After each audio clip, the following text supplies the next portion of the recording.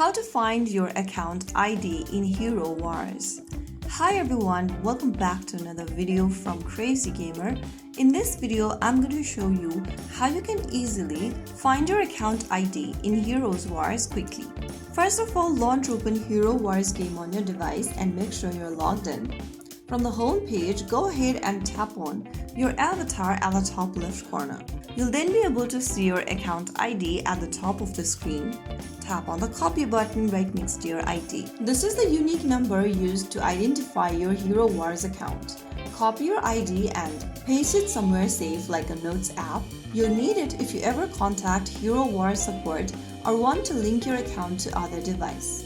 That's it. Now you know where your Hero Wars account ID is. If you found the video to be helpful, don't forget to like, share and subscribe to our channel. I will be back again in the next video. Thank you for watching.